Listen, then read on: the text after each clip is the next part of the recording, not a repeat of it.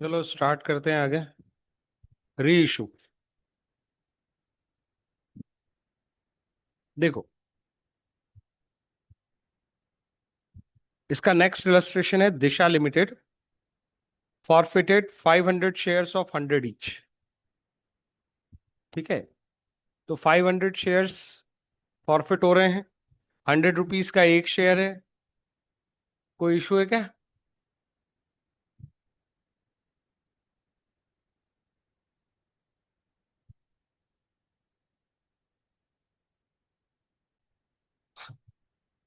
हाँ, तो Disha limited forfeited 500 shares of 100 each issued at 10% premium.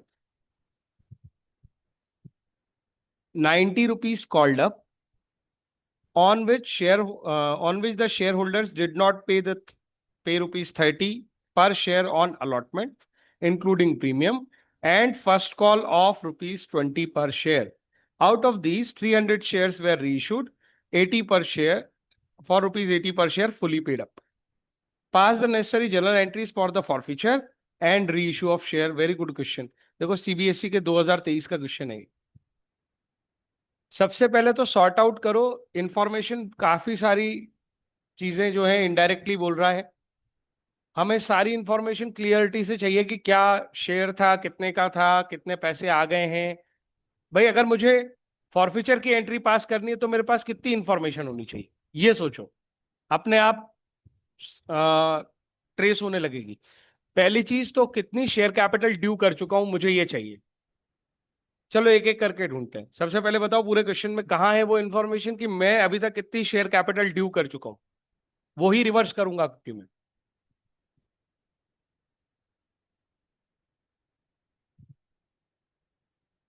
कितने रुपए, एक शेयर पे कितने रुपए ड्यू कर चुका हूं। How much money. सबको आंसर करना है, गलत हो तो होने दो। समझ नहीं आ रहा है तो बताओ।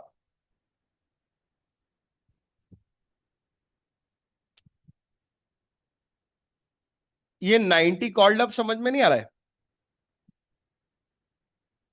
100 रुपीज का शेयर है, 90 कॉल्ड अप है, मतलब अभी तक हम कितना ड्यू कर चुके हैं?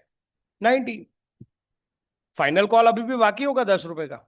90 पैसे, 90 रुपीज मांग चुके हैं हम 100 में से। ये पूरा क्वेश्चन केवल एक शेयर होल्डर के ओरिएंटेड है। कितने शेयर्स? 500 शेयर्स के आसपास। ठीक है, तो 500 शेयर पे 90 रुपीज डिमांड किए थे, जो कि हमें नहीं मिले हैं। क्या पूरे 90 नहीं मिले हैं, या उसमें से कुछ पार्ट मिल गया है और कुछ नहीं मिला है? क्या लगता है?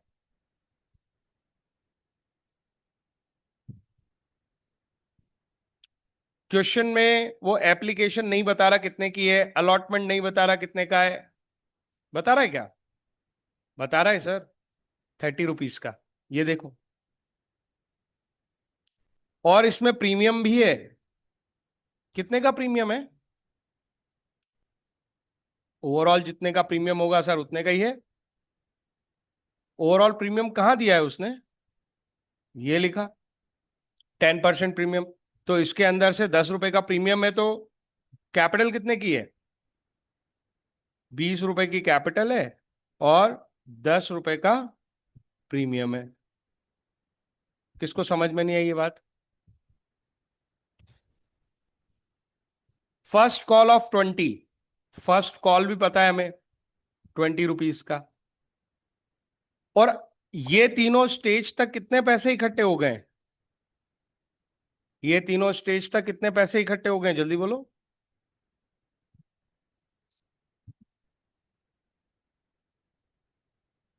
90 रुपीज। यस और नो? अरे यही तो ड्यू अमाउंट है जो हमने अभी तक मांगा है उनसे। 90 रुपीज की कैपिटल, या 90 रुपीज का टोटल? गलत। 90 रुपीज की कैपिटल। 100 रुपए का कैपिटल है, 10 रुपए का प्रीमियम है, टोटल तो कितने लेने हैं? 110। 90 रुपीज की क्या ड्यू हो गई होगी? कैपिटल ड्यू हो गई होगी। तो मुझे बताओ एप्लीकेशन पे कितना अमाउंट आना चाहिए?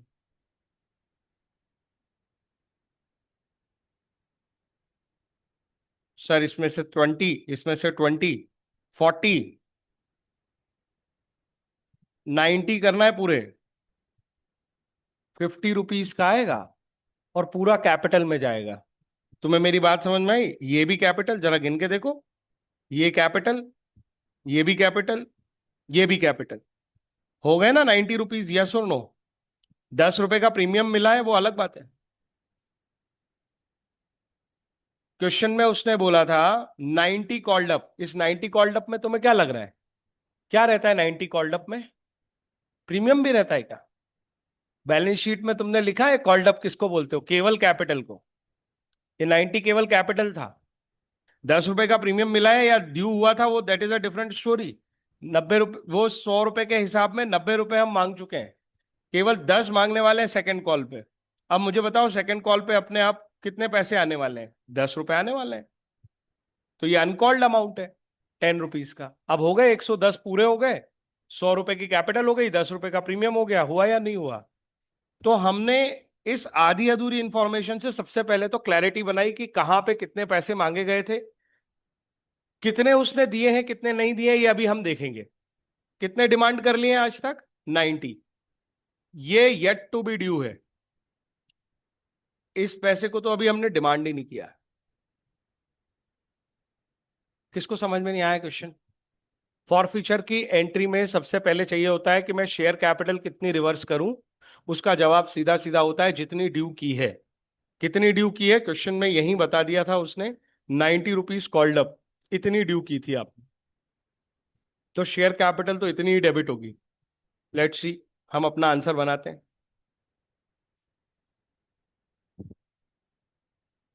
फिर से लिखूं क्या? फिर से कर लिख देता हूं। Application, allotment, first call and final call. Final call तो येट टू बी ड्यू है।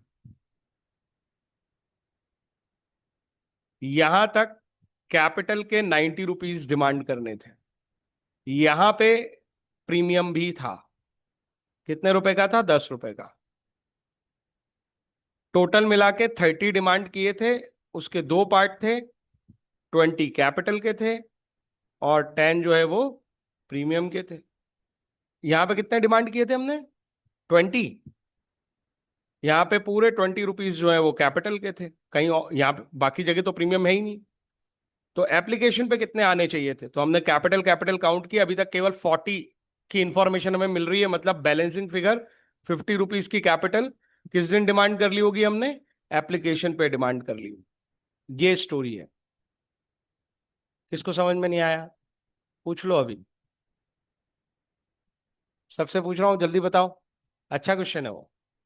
हाँ, आ गया ये समझ में? नयन आ गया तुझे? चलो आगे बताओ। अब तो एंट्री कर सकते हैं हम। शेयर कैपिटल रिवर्स होगी। कितने शेयर्स की बात हो रही है? 500।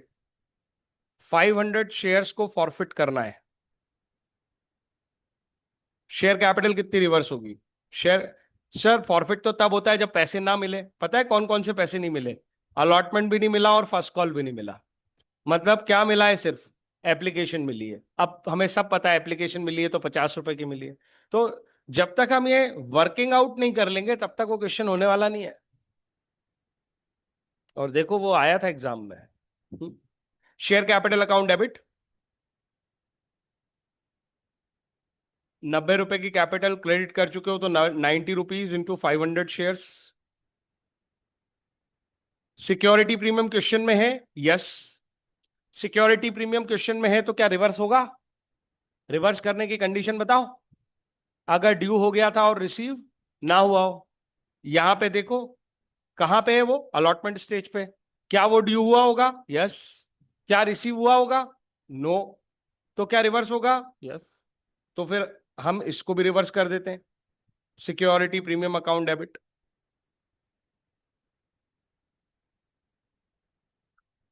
कंसेप्ट से चलना है, अपने आप आंसर आएंगे। ये 10 रुपीज 500 शेयर्स पे। ये रिवर्स हो गया, जो क्रेडिट बचा होगा आज हमने उसको नलीफाई कर दिया। टू, जो जो स्टेज पे पैसे नहीं मिले हैं सारी स्टेज रिवर्स कर दो। अलॉटमेंट 20 रुपए से ड्यू हुआ होगा कि 30 रुपए से ड्यू हुआ होगा?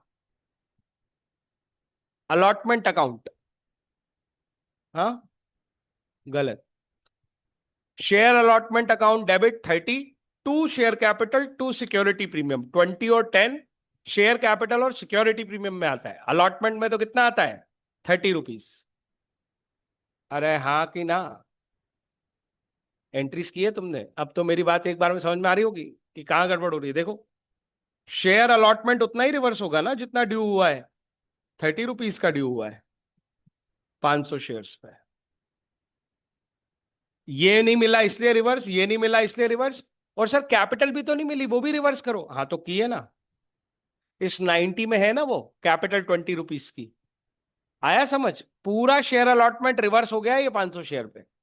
कैपिटल डेबिट हो गई, सिक्योरिटी प्रीमियम डेबिट हो गया। वो दोनों क्रेडिट हुए थे, रिसीव नहीं हुए, दोनों डेबिट है। इस 90 में वो 20 रुपीज हैं कैपिटल के, ये 10 रुपीज हैं सिक्योरिटी प्रीमियम के। और अलॉटमेंट डेबिट हुआ था जो रिसीव नहीं हो पाया, तो वो डेबिट इफेक्ट खत्म करने के लिए आज क्रेडिट हो गया। लॉजिकली बात समझ में आ रही है कि ऐसी रटना है इसको? देख लो फिर। फर्स्ट एंड फाइनल कॉल भी तो नहीं मिला सर हमको। हाँ तो वो भी रिवर्स कर दो। First and sorry, first and final नहीं, सिर्फ फर्स्ट कॉल। फर्स्ट कॉल में कितने थे? 20 रुपीज थे। 20 रिवर्स कर देंगे हम। सर वो भी कैपिटल में गए थे, कैपिटल भी ऊपर रिवर्स हो गई है। यस और no? Last, forfeiture account. Second call तो हमने उससे ड्यू ही नहीं किया, इसीलिए तो कैपिटल पूरी 100 की रिवर्स नहीं की है, 90 की है। फॉरफीचर में कितने जाएंगे? दो तरीके हैं सोचने के। या तो बैलेंसिंग निकाल लो, या तो सीधे सोचो कैपिटल के नाम पे कितना पैसा रिसीव किया है। पैसा कितना रिसीव किया है ये सही आंसर नहीं है, कभी कभी फंस जाएंगे। कैपिटल के नाम पे कितना पैसा रिसीव किया है, तो 50 रुपीज एप्लीकेशन वाला हमने कैपिटल के नाम पे रिसीव किया है। अब देखो ये ऑटोमेटिकली टैली हो रहा है कि नहीं हो रहा है? 90 और 10 100, और ये देखो 30 20 50 और 50 100, अपने आप आया ना। बैलेंसिंग यही आनी थी, हमें पहले से पता है, और हमने सीधे तरीके से सोचा तब भी आया वो। तुम्हारी बुक के फिगर्स क्या होंगे? बुक के फिगर्स लिख लेते हैं। 500 × 90 कितना लिखा होगा? 45,000। सिक्योरिटी प्रीमियम कितना? 5,000। शेयर अलॉटमेंट कितना? 15,000। फर्स्ट कॉल कितना? 10,000। और फॉरफीचर में कितना? 25,000। कोई डाउट है तो बताओ। फॉरफीचर की एंट्री चेक कर लो बुक से, यही हुई है। तो ये सब जादू यहां था। हम क्वेश्चन को समझे कितने अच्छे तरीके से हैं, उससे एक बार में सॉल्व हो जाता है, चाहे जितना क्रिटिकल क्वेश्चन हो। और वर्किंग नोट बनाना शुरू कर देना चाहिए, जो जो समझ में आ रहा है, बाकी का अपने आप समझ में आता है। बैठे बैठे दिमाग से प्रोसेसिंग करेंगे तो कुछ समझ में नहीं आएगा, घूमते रह जाएंगे। उसने जो जो इन्फॉर्मेशन दी थी मैंने उसको लिखना शुरू किया, तो अपने आप बैलेंसिंग इन्फॉर्मेशन मुझे समझ में आने लगी। हम्म। अब उसने कहा इसको री इशू करेंगे। री इशू की कंडीशन बताओ। री इशू की कंडीशन बताओ।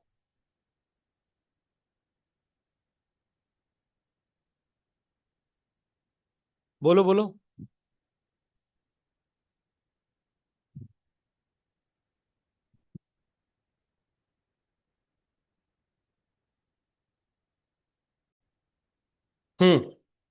चलो शुरू करो। क्या बोला उसने? री इशू कर रहे हैं इन शेयर्स को कितने रुपए में? इंफॉर्मेशन को ढंग से पढ़ना है, बहुत अच्छे से इंफॉर्मेशन दी है उसने। उसने कहा आउट ऑफ दीज, टोटल कितने फॉरफिट किए? 500। उसमें से केवल कितने? 300। 300 ही री इशू कर रहे हैं हम, 80 पर शेयर। ये वो पैसे जो हमें रिसीव करने हैं। Fully paid. फुली पेड मतलब किस वैल्यू के अगेंस्ट 80 रुपए ले रहे हैं हम? 90 रुपए के अगेंस्ट या पूरे 100 रुपए के अगेंस्ट? शेयर 100 रुपए का है, अभी तक कॉल्ड अप 90 थे। फुली पेड वर्ड का क्या मतलब होगा? फुली पेड का मतलब आगे से कोई पैसे नहीं मांगने उनसे। इसका मतलब होगा 100 रुपए की वैल्यू के अगेंस्ट केवल कितने ले रहे हो? 80 रुपए, मतलब 20 रुपए का क्या दे रहे हो? डिस्काउंट दे रहे हो। पर क्या हम डिस्काउंट अकाउंट डेबिट करेंगे? नहीं, फॉरफीचर अकाउंट डेबिट करेंगे, वो जो पैसा हमने पहले से कब्जा करके रखा है। उस फॉरफिचर का यूटिलाइजेशन करेंगे। बात समझ में आई या नहीं आई? कठिन लगा तो बताओ मुझे। फुली पेड का मतलब समझ में आया? इसे मैं कह रहा था जैसे जैसे प्रैक्टिकल क्वेश्चन होंगे वैसे वैसे ये क्लियर हो जाएगा, डोंट वरी। तो 80 रुपए बैंक में मिलेंगे, 20 रुपए का हम फॉरफिचर यूज करेंगे। कोई दिक्कत? बहुत अच्छा क्वेश्चन है ये रिवीजन के लिए। अभी देखो मैं इसमें एक नई चीज सिखाऊंगा तुम।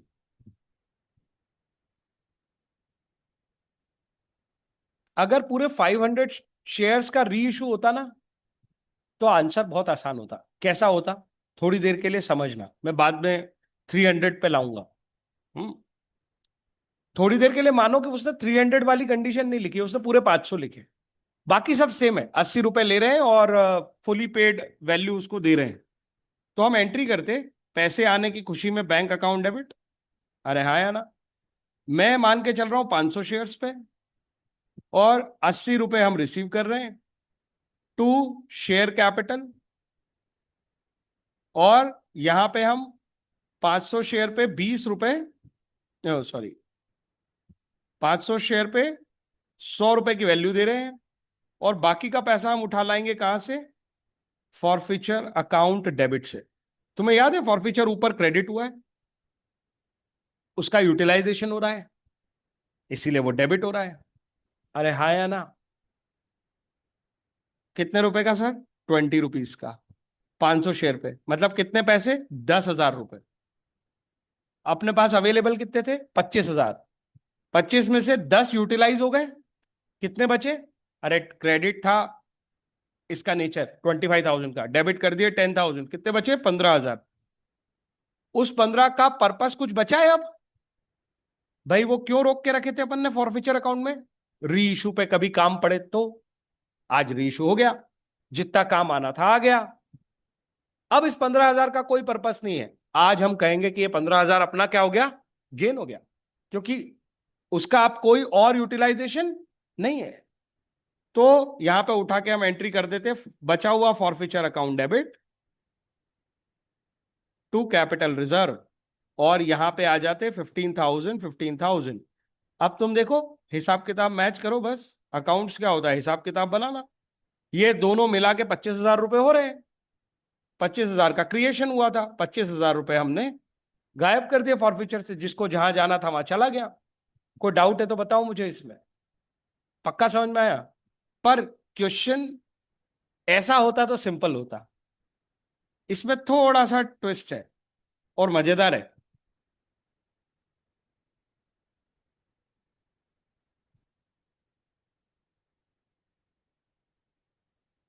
Out of 500 shares only 300 shares are reissue. ये कंडीशन लिखी है उसने, हाँ या ना? इस कहानी का क्या मतलब होगा सर? अगर मैं पूछूं टोटल फॉरफीचर अमाउंट कितना है तो तुम कितना बताओगे जो हमने कब्जा करके रखा है?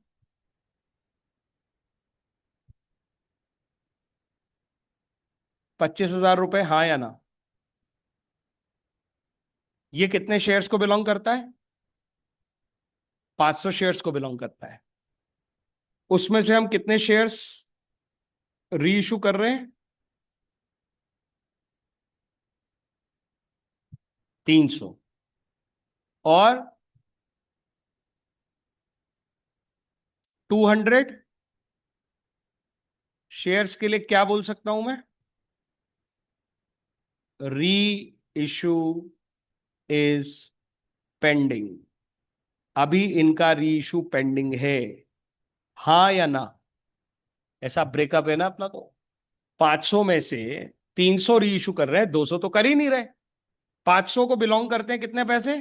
25,000। हर शेयर के कितने? 500 shares at the rate ₹50 each. ये पैसा कब्जा करके रखा है। तो क्या फर्क पड़ेगा सर? फर्क ये पड़ेगा, 300 शेयर्स को बिलोंग कितने पैसे करेंगे? अगर 25,000 500 को बिलोंग करते हैं मतलब 50 रुपए का एक है, तो 300 shares at the rate ₹50 each. That is equals to ₹15,000. मैंने प्रोपोर्शनेट वैल्यू निकाल दी. समझ में आया या नहीं आया? और यहां पे कितने पैसे बिलोंग करेंगे? 200 shares at the rate ₹50 each. और इसका मतलब है 10,000 रुपए इस पार्ट को बिलोंग करते हैं. ये 10,000 रुपए का क्या मैं आज कैपिटल रिजर्व बना दूं? नहीं बना सकते. क्यों? उस कैपिटल फॉरफिचर में इसको अभी भी मेंटेन करना पड़ेगा. Still remains in forfeiture account, क्योंकि अभी इसका पर्पस सॉल्व नहीं हुआ. आ गई मेरी बात समझ? इसका हिसाब देखते हैं. 15,000 अगर पूरे यूटिलाइज हो गए तो ठीक. अगर 15,000 में से कुछ बच जाए तो इसको गेन बोल सकते हो, क्योंकि इनका पर्पस सॉल्व हो गया. तुम्हें लॉजिक समझ में आया कि नहीं आया? और पिछली बार मैंने क्या किया था? Simple answer. अगर वो क्वेश्चन कहता कि पूरे 500 के 500 री इशू है, तो फिर तो हम पूरे 25,000 को देख रहे होते हैं. जब हम केवल 300 शेयर्स री इशू कर रहे हैं, 5 में से 300 शेयर री इशू कर रहे हैं, मतलब पार्ट री इशू कर रहे हैं और पार्ट री इशू नहीं हो रहा है, तो हमें उस फॉरफिचर अमाउंट को भी प्रोपोर्शनेट कर लेना चाहिए. इस पार्ट को जितना री इशू अमाउंट बिलोंग करेगा, अब बात उतने पे ही होगी. इसको भूल जाओ, ये अभी भी बैलेंस शीट में दिखेगा under the head subscribed capital category forfeiture account. कोई डाउट है तो बताओ. अरे बोलो यार. री इशू का लगभग सबसे अच्छा क्वेश्चन इसी तरह का बनेगा. अभी और थोड़ा बाकी है वो अच्छा, सबसे अच्छा क्वेश्चन आना, बट उसके अंदर यही इंग्रेडिएंट मिलने वाला है कि हमने जितने शेयर फॉरफिट किए सारे री इशू नहीं किए, तो जितना पार्ट री इशू कर रहे हैं केवल उतना पार्ट निकाल लो फॉरफिचर का. इस पे बात करो. चलो बात करते हैं सर. Bank account debit. किस खुशी में? पैसे आ रहे हैं सर. कितने? 80 रुपए. कितने शेयर्स पे? 500 शेयर्स पे. To share capital. ये सेल ऑफ शेयर्स जैसा है सर. इसके अंदर एप्लीकेशन अलॉटमेंट, कोई अलॉट थोड़ी कर रहे हैं हम किसी को, बेच रहे. बैंक टू शेयर कैपिटल कितना? सर हम उसको फुली पेड बेच रहे हैं. फुली पेड मतलब आगे कोई पैसा नहीं लेना है. कैपिटल कितने की है? फेस वैल्यू 100, तो कितने की वर्थ दे रहे हैं? 100. 80 रुपए लेके 100 रुपए की वर्थ दे रहे हैं. ये इस बात का मतलब था. जो डिफरेंस है वो कहां? सर ये तो एक तरह से डिस्काउंट है. क्या री इशू डिस्काउंट पे हो सकता है? यस. तो क्या डिस्काउंट अकाउंट लिख दें? नहीं. आपने फॉरफीचर कर रखा है ना. सर ये प्राइस कहीं हमने बहुत कम तो नहीं ले ली? मिनिमम प्राइस का कंसेप्ट कल रिवाइज किया था. मैक्सिमम डिस्काउंट और मिनिमम प्राइस जो हमें रिकवर करनी चाहिए, यहां पे कितनी होगी वो मिनिमम प्राइस और मैक्सिमम डिस्काउंट? जितना अमाउंट तुमने फॉरफीचर में रखा है पर शेयर, कितना? 50 रुपए. इतना तुम क्या दे सकते थे डिस्काउंट? हाँ या ना? 50 रुपए का डिस्काउंट दे सकते थे. हम तो केवल कितना दे रहे हैं? 20 रुपए दे रहे हैं. तो वो कंडीशन तो गड़बड़ नहीं हो रही? बोलो हाँ या ना. 20 रुपए यहां यूटिलाइज हो जाएंगे, 30 अभी भी बचेंगे, और वो 30 कहां जाएंगे? Capital reserve. और कल किसी को गलत फहमी हो रही थी कि क्या सर यहां फायदा हो गया तो प्रीमियम हो गया ना. प्रीमियम तो तब होता जब फेस वैल्यू से ज्यादा अमाउंट आता बैंक में. सारे डॉट पकड़ लिए मैंने. समझ में आया कि नहीं आया? ऐसे ही तुम्हें कोशिश करनी चाहिए घर पे. शुरुआत में भले ये लगे यार कंबर से इतनी सारी इंफॉर्मेशन क्यों सोचना है, आंसर तो जल्दी आ जाता है. वो दिक्कत वही है, फिर जैसे क्वेश्चन बदलेगा तुम्हारे लिए वो क्वेश्चन डिफिकल्ट हो जाएगा. वो इजी कब होगा? जब हर बार हमने ठीक से ऑल एस्पेक्ट्स पे अंडरस्टैंडिंग बना ली है कि यहां ऐसा क्यों किया, यहां ऐसा क्या करते हम, अगर ये इंफॉर्मेशन ऐसे ना होती तो. जैसे यहां पे कहीं नहीं पूछा था उसने मिनिमम कितना मैक्सिमम कितना, मिनिमम प्राइस क्या रखूं, मैक्सिमम डिस्काउंट क्या दे दूं, पर हमने सोचा. समझ आ रही है बात? क्योंकि अगर ये प्रैक्टिस अभी हो गई 2 4 5 क्वेश्चन पे, तो उसके बाद चाहे जैसा क्वेश्चन बनाने दो उसको, तुम्हारे लिए वो प्रॉब्लम नहीं करेगा. क्योंकि हमने कोई क्वेश्चन नहीं सीखा है, हम तो ओवरऑल एस्पेक्ट सीख रहे हैं कि होता क्या है अकाउंटिंग में। तो उसको केस नया बना लेने दो, तुम्हारे लिए कोई वरी नहीं है। समझ आया क्या? चलो, फॉर फीचर से कितना यूज करना है? मैं पर शेयर इसीलिए चलता हूं जब तक वो ईज बना के रखता है मेरे लिए। पा, एक तो मैंने ये 500 लिख रहा हूं और तुम मना नहीं कर रहे हो, तुम्हारा ध्यान ही नहीं है। अरे 300 ही शेयर री इशू किए ना। 50 रुपए थे अपने पास हर शेयर के, वो बड़ा फायदेमंद है। उसमें से कितना यूज होगा? 20। और सीधा सीधा हिसाब, 30 रुपए कहां चला जाएगा? Capital reserve. अगर ओवरऑल अमाउंट पे देखना हो तो 15,000 रुपए थे हमारे पास, चलो ओवरऑल अमाउंट देख लें। ये बनता है 24,000, ये लो इसको ब्रैकेट बना दिया। ये बनता है 24, ये बनता है 6,000, और ये देखो 30,000 रुपए की वैल्यू हमने दे दी। 15 में से 6 उड़ा दो, कितने बचे? 9। मैं वही तो कह रहा हूं, 20 रुपए यहां यूज कर लिए, 30 रुपीज पर शेयर बचा है 300 शेयर पे, जो कहीं यूज नहीं आया। 30 रुपीज 300 शेयर, 9,000 रुपीज। 15 - 6, 9,000 रुपीज। तो वो पर शेयर पे इतना आसानी से पता था मुझे। जल्दी बोल दिया क्या मैंने? जल्दी बोल दिया? हाँ, बात समझ में आई? वो पर शेयर जो उसको पकड़ में है ना, उसके लिए बहुत क्विक है। तो 30 रुपीज का पर शेयर जो है वो मेरा फायदा हो गया, उसका यूटिलाइजेशन हुआ ही नहीं री इशू पे, तो मैं उसे कर दूंगा forfeiture account debit to capital reserve. 300 share into 30। 200 share की तो मैंने बात ही नहीं की, क्योंकि 200 शेयर अभी भी री इशू करना पेंडिंग है। उससे रिलेटेड फॉरफीचर भी हमने संभाल के रखा है, हर शेयर पे 50 रुपए, इसलिए वो 10,000 रुपए अभी भी हमारी बैलेंस शीट में है। 300 शेयर री इशू हो गए तो 15,000 का हिसाब हमने क्लियर कर दिया। टोटल फॉरफीचर जब बना था तब 25,000 रुपए का बना था। तो जब पार्ट री इशू होता है तो हम फॉरफीचर अमाउंट को भी उस प्रपोर्शन में बांट लेते हैं, कितना पार्ट रीइशू हो रहा है, कितना पार्ट पेंडिंग रह गया। जो रीइशू होने वाला पार्ट है उसी पे आगे फर्दर स्टडी करके हम रीइशू करते हैं। उसमें अगर बच जाए कुछ, यूटिलाइज ना हो, तो उस 15,000 का उस पार्ट का ही बैलेंस जो है वो कैपिटल रिजर्व में जाएगा। 10,000 को तो भूल जाओ, वो तो रखे हैं जब तक उन 200 शेयर्स का रीइशू नहीं होगा। कहानी समझ में आई क्या कि नहीं आई? हाँ, मुझे ऐसा क्यों लग रहा है कुछ कुछ लोगों को कम समझ में आई है। हाँ,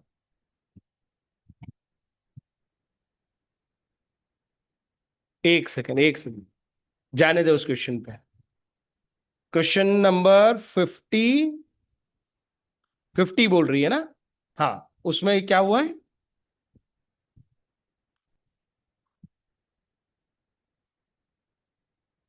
हाँ, तू वैल्यू कितनी दे रही है उसको, सामने वाले को? 8 पेड अप, 8 पेड अप, और पैसे कितने ले रही है?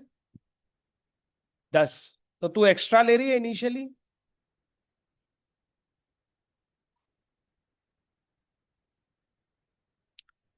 मैं फिर पूछ रहा हूं, पहले तो इस वर्ड को पकड़ ले, वहां पे भी अपने आप इसी वर्ड से समझाऊंगा। 8 पेड अप मतलब आगे भी 2 रुपए मांगेंगे उससे हम, और पैसे कितने ले रहे हैं? 10 रुपए। तो अब बैंक अकाउंट कितना आएगा? 10 रुपए। तेरी कैपिटल कितनी आएगी? 8 रुपए। बैंक अकाउंट डेबिट हो जाएगा 10 से, कैपिटल में केवल कितने हैं? 8 रुपए। तो 2 रुपए एक्स्ट्रा किस चीज के? अब चल इसी टोन पे हम इसको पढ़ लेते हैं। तेरी पेड अप वैल्यू कितनी है? 100 रुपए। कैपिटल कितने की दे रही है? 100 रुपए की। हाथ में कितने ले रही है? 80 रुपए। बैंक में कितने लिखे? 80। मतलब तू कोई चीज जब बेच रही है तो सस्ती बेच रही है, 80 ही ले रही है, तो 20 रुपए की रिकवरी कहां से करेगी? पहले से। ये एक्स्ट्रा मिले क्या हमको? क्या ये एक्स्ट्रा है? ऊपर वाले क्वेश्चन में एक्स्ट्रा पैसे मिले थे हमें, 2 रुपए एक्स्ट्रा थे।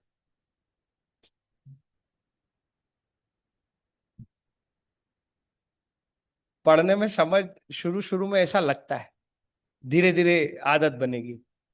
एक बात समझ ले, पेड अप वैल्यू का मतलब ही कौन सा पैसे हैं ये, it belongs to capital account. और री इशूड एट ₹10, इसका मतलब क्या हुआ? री इशूड एट ₹10, इस बात का क्या मतलब हुआ? ये बैंक में पैसे आए होंगे। अगर पेड अप वैल्यू ₹8 की दे रही है और बैंक में पैसे ले रही है ₹10, तो फील कर ले पैसे ज्यादा आए या कम। मैं तो कह रहा हूं केवल फील पे चलता है अकाउंट्स, को टेंशन वाली बात ही नहीं, फॉर्मूले वॉर्मूले कुछ नहीं होते, याद भी कुछ नहीं रखना होता। ₹8 की वैल्यू के बदले ₹10 लेते हैं तो ₹2 एक्स्ट्रा लेते हैं, एक्स्ट्रा मतलब प्रीमियम। इसकी जगह अगर मैं भाषा बदल देता हूं, मैंने लिए ₹80, री इशूड एट ₹80 और पेड अप वैल्यू दे रहा हूं fully paid up. Fully paid up का मतलब निकाला हमने ₹100, और ₹100 कैपिटल में हम दे रहे हैं उसको। मतलब ये तो हम दे रहे हैं ना उसको वैल्यू कैपिटल, कि तू मेरा ऑनर है ₹100 से, और तू मुझे केवल कितने रुपए दे? 80। तो अब मुझे बताओ, क्या हम उससे एक्स्ट्रा पैसे ले रहे हैं? तो इसलिए प्रीमियम नहीं बन रहा है। कंसेप्ट सीखो, उसको बोल बोल के उसको फील पे ले लो, तो वो हमेशा आसान हो जाएगा। लैंग्वेज से ही सॉल्व होता है, अकाउंट्स है ही लैंग्वेज। उसको लैंग्वेज की बजाय दूसरे तरीकों से पढ़ोगे तो वो कंफ्यूज करेगा। ठीक है, और पूछो।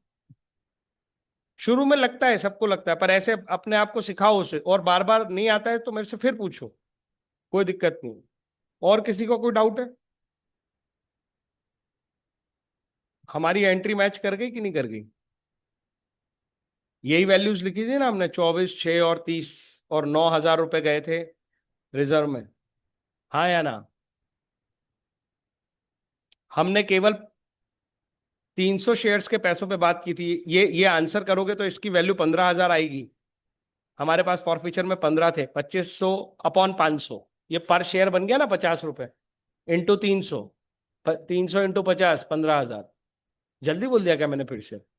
अरे 25,000 डिवाइड बाय 500, 50 पर शेयर। ये हम पर शेयर पहले से निकाल के बैठे थे, ₹50।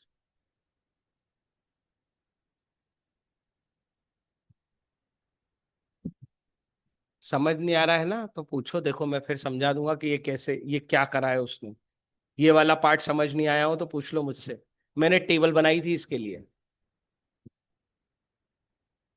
300 शेयर की वैल्यू निकाली थी आउट ऑफ 500। 300 शेयर की वैल्यू निकाली थी मैंने आउट ऑफ 500। अगर 500 को बिलोंग करते थे कितने, ₹25,000। वही किया है इसने, और उसकी वैल्यू भी 15,000 ही आई है। उसी में से 6,000 यहां यूटिलाइज हुआ तो बचा हुआ 9,000 अनयूटिलाइज रह गया, तो हमने उसको गेन बना दिया। मैं और स्लो जा सकता हूं, और अंदर जाके और समझा सकता हूं, पर तुम्हें पूछना पड़ेगा, मुझे क्या पता तुम्हें समझ आया कि नहीं। हाँ, आ गया समझ में? पक्का? 100 में? बाकी प्रैक्टिस से कॉन्फिडेंस आता है। तुम्हें समझ आ गया है, लेकिन मुझे पता है अभी नहीं बनेगी बात। इसको घर पे करो, डाउट आए तो पूछो फिर से, मैं फिर बताऊंगा। पर लैंग्वेज से ही क्रैक करो, उसके शॉर्टकट मत बनाना। अपने मन से कुछ छोटा मोटा तरीका बना लो, कोई फायदा नहीं है। क्वेश्चन पढ़ के ही समझ आ जाना चाहिए कि हमको क्या करना है। वो क्वेश्चन बदल दे तो भी हमें फर्क नहीं पड़ेगा। एक आध क्वेश्चन पे शॉर्टकट बनाओगे तो it is limited to that question only ना, फिर वो क्वेश्चन बदल जाएगा, तुमसे नया क्वेश्चन नहीं बनेगा।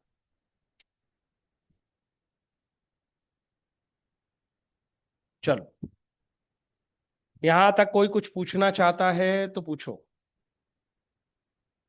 यस।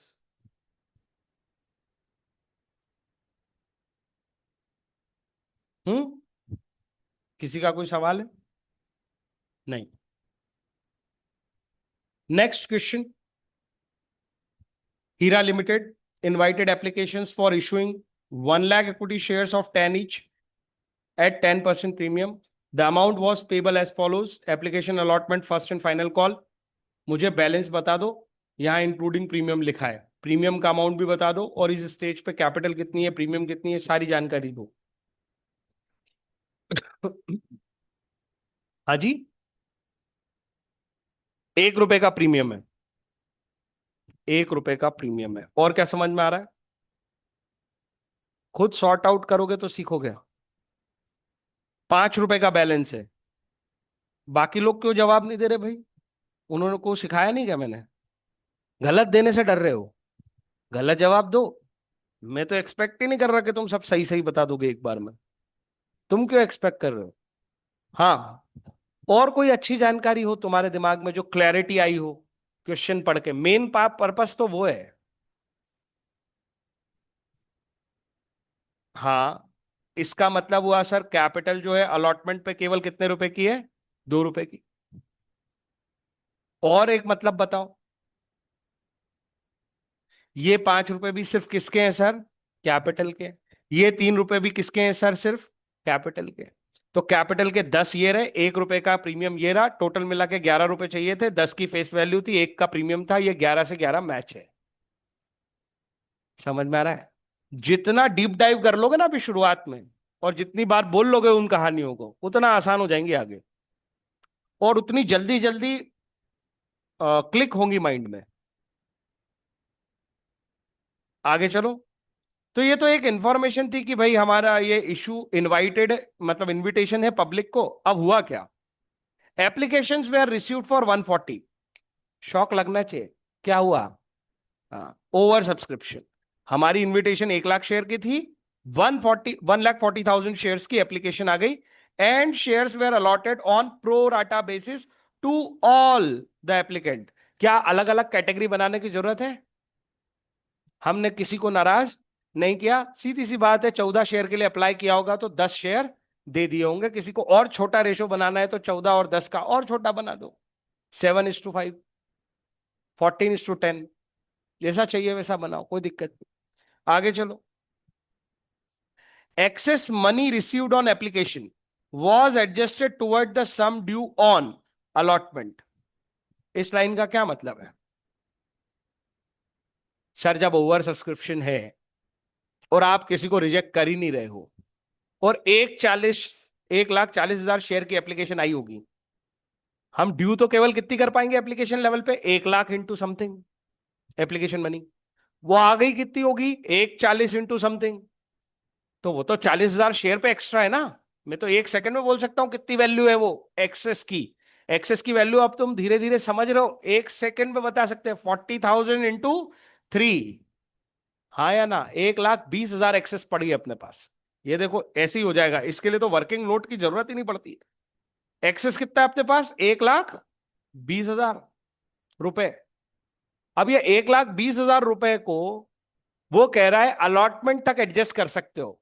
इसका कहानी का क्या मतलब हुआ? अगर अलॉटमेंट के बाद भी आपके पास इस 1,20 को यूटिलाइज करने के बाद भी कुछ पैसा बच जाए इस 1,20 में से, तो उसे अभी के अभी क्या कर दो? रिफंड। क्यों? उसको रख के क्या करोगे? क्वेश्चन साहब बोल रहा है एडजस्टमेंट कहां तक करनी है? केवल अलॉटमेंट। अच्छा, वो ये लाइन ना बोलता तो तुम एक्सेस को कहां तक एडजस्ट करते हैं? अलॉटमेंट तक ही करते। ये कंसेप्ट हमने सीखा है। वो बोल रहा है तो हमें अजम्पशन लेने की जरूरत नहीं है। करते तो वही हम, अगर ना बोलता तो। समझ में आया क्या? कॉल तक एडजस्ट तो हम केवल तब करते हैं जब वो बोलता है कॉल तक एडजस्ट करो। हम्म। सर, हमको कैसे पता चलेगा ये 1,20 में से पैसे बच जाएंगे या नहीं? किसी के पास है याद? किसी को टेक्निक याद है? कैसे पता चलेगा? सब शांत बैठे हैं। अलॉटमेंट ड्यू करके देख लो कितने पैसे मांगने हैं। 1,40 से कम, 1,40 या 1,40 से ज्यादा। अरे ऐसे ही तो होगा ना, बस 3 ही तो केस हो सकते हैं। चलो देखें सर। ₹3 चाहिए हमें। अगर ₹3 चाहिए तो शेयर कितने हैं? 1 लाख। और 1 लाख शेयर पे ₹3 चाहिए तो हमें तो कितने चाहिए? 3 लाख। सर हमें तो बहुत चाहिए, 1,20 तो बहुत कम है। मतलब पूरे 1,20 क्या हो जाएंगे? एडजस्ट। तो हमें कुछ भी रिफंड करने की जरूरत नहीं है। तुम्हें समझ आया कि वर्किंग नोट बना के समझाऊं? बना के समझा सकता हूं, मुझे कोई दिक्कत नहीं। बोलो बोलो। आ गया ना समझ में? जब समझ आ जाए ना तब वर्किंग नोट बनाना चाहिए। नहीं तो वर्किंग नोट बनाएंगे कैसे? तो चलो अपन वर्किंग नोट बनाए।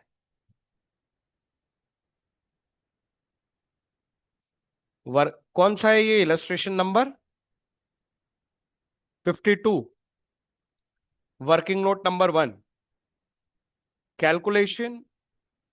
अब ये देखो नंबर लाने के लिए तरीके।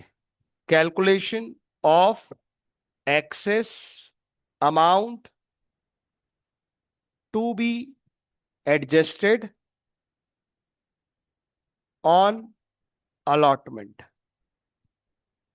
और अच्छा लिखना हो तो excess amount received on application to be adjusted on allotment.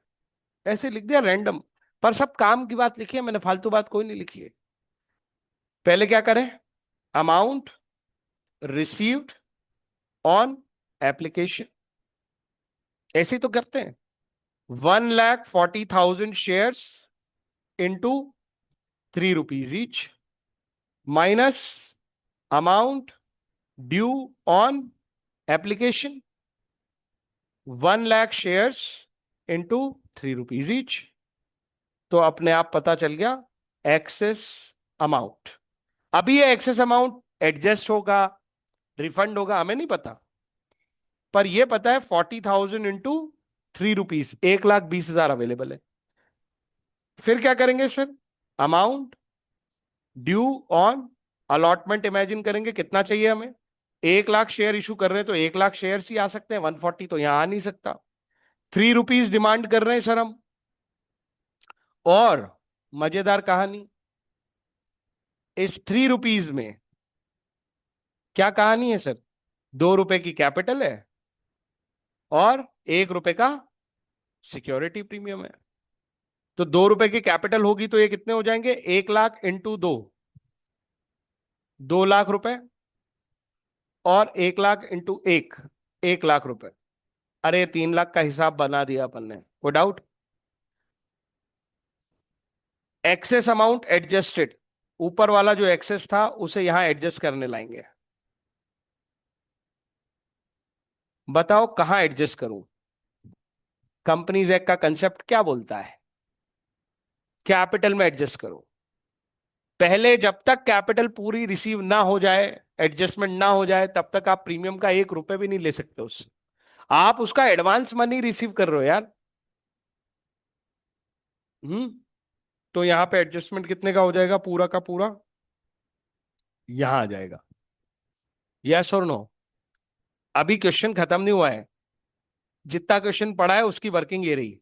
और ये पता चल गया कि आपको कुछ भी रिफंड करने की जरूरत नहीं है। अगर मेरा एक्सेस ही ₹3 लाख से ज्यादा होता ना, तब क्या करना पड़ता? रिफंड करना पड़ता। कितना? 3 लाख को जितना एक्सीड करता उतना पार्ट। 3 लाख यहां यूज हो जाते हैं। कोई समस्या है क्या? तो जो हमने अंडरस्टैंडिंग बनाई थी उसका प्रेजेंटेशन ये है, and it is part of your answer. पहले दिमाग प्रोसेस करने लगेगा तो अच्छा, ये लिखने में किसको लग रहा है कि बहुत कठिन काम है सर, हम नहीं लिख पाएंगे? लग रहा है? नहीं लग रहा ना? पर जब लिखोगे ना तब परेशान हो गए। तो क्या करना है? लिखना है उसको घर पे, पूछना है कि मुझसे वापस, या प्रेजेंटेशन वापस देखना है। मैं तो फाइल शेयर सेंड कर ही देता हूं, तब सीख जाओगे। और अगर बेईमानी करी कि हमको तो समझ आ गया सर, हम सब समझ लेते, क्या इजी तो है, हम तो लिख लेंगे, मैं गारंटी देता हूं नहीं होगा तुमसे। ना लिख पाओगे ना, और पता नहीं कितने कंफ्यूजन आएंगे दिमाग में। तो अभी कॉन्क्रीट कर लो उसको, तब आसान है वो। बिल्कुल आसान है, मैं भी नहीं कह रहा कि वो कठिन काम है। पर अभी सिर्फ तुमने मेरी बातें सुनी है, मुझे लिखते हुए देखा है, तुमने अभी लिखा नहीं है। जब तुम लिखोगे ईमानदारी से बिना देखे तो कंफ्यूज होगे।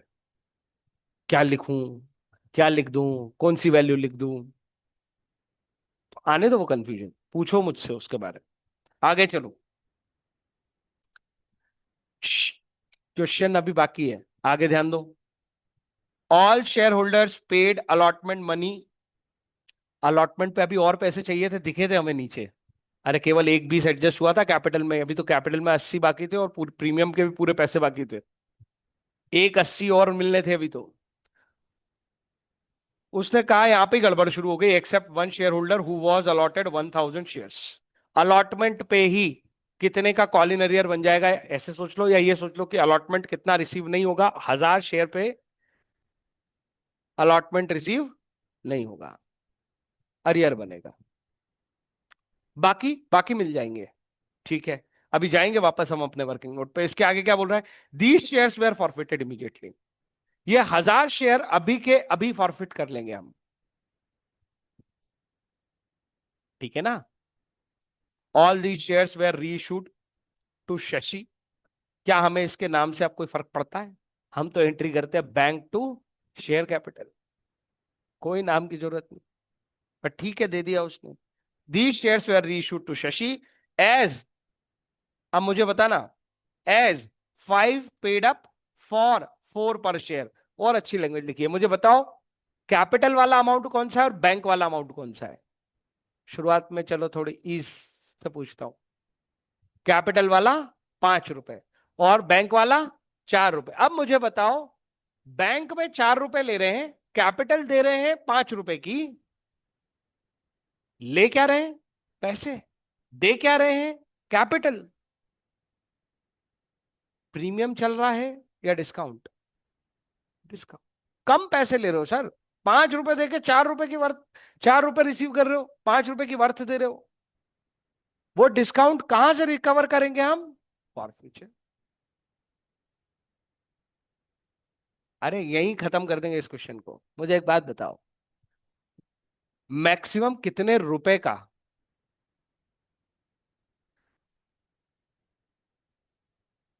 फॉरफीचर अपने पास पड़ा था? अमाउंट बताना फॉरफीचर का। एप्लीकेशन वाला स्टेज ही दिया था उसने 1000 शेयर, और पूरा कैपिटल का ही दिया था। मैं दो बात बोली, उसने एप्लीकेशन ही दी थी और केवल कैपिटल ही दी थी, तो पूरे 1000 पे 3 रुपए, 3000 रुपए किसमें पड़े थे? फॉरफीचर में। हम यहां कितने यूटिलाइज करेंगे सर? यहां पे कितने सर री इशू कर रहे हो? ऑल दीज शेयर वेयर री इशूड। वो कोई प्रोपोर्शनेट वाला केस नहीं है। 1000 शेयर फॉरफिट किए थे, 1000 के 1000 री इशू कर रहे हैं, तो हमारे पास अवेलेबल फॉरफीचर अमाउंट कितना है? पूरा 3000 रुपए का। तो मुझे बताओ यहां पे कितना यूज हुआ? 1 रुपए। अरे 5 के बदले 4 रुपए तो ले ही लिए ना हमने। कितना यूज हुआ? 1 रुपए। 1 रुपए इंटू 1000, 1000 रुपए। तो कैपिटल रिजर्व में कितना जाएगा? 2000 रुपए। जाओ आंसर चेक करो, आखिरी एंट्री देखो री इशू की, उसमें गया कैपिटल रिजर्व में 2000 रुपए। बोलो बोलो। मैंने लॉजिकली कोई बात गलत बोली क्या? मैंने लॉजिकली कोई बात गलत बोली क्या? बाकी लोग तो कोई कमेंट करने पे ही तैयार नहीं है, तो तुम घर पे कहां से कॉन्फिडेंस लाओगे? तुम्हें बताना पड़ेगा मैंने लॉजिकली कौन सी बात गलत बोली। मैंने कहा वो 3 रुपए वहां से फॉरफिट हुए, मैंने यही तो सिखाया है तुम्हें। 3 रुपए फॉरफिट हुए, 1000 शेयर पे 3000 रुपए का फॉरफिचर पड़ा है। यहां पे 1000 रुपए का यूज हो रहा है, 2000 रुपए बचे। क्या गलत बोला मैंने?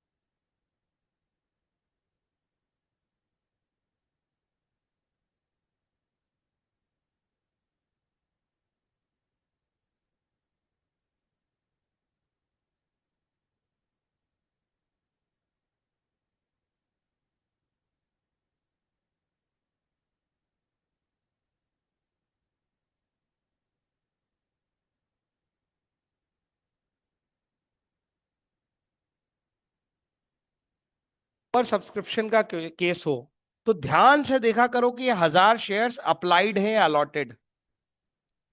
बहुत गड़बड़ हो जाएगी नहीं तो। वहां तो सबसे पहला झंझट इसी चीज का है, ओवर सब्सक्रिप्शन में हम कौन सी कैटेगरी में बैठे हैं। क्वेश्चन को पढ़ के बताओ, ये 1000 शेयर अप्लाइड है कि अलॉटेड है? अलॉटेड है। देख लिया तुमने? अप्लाइड तो इससे ज्यादा होंगे। पता कितने? मैं तो 1 सेकंड में बता सकता हूँ, 1400। हाँ, तुम भी बता सकते हो।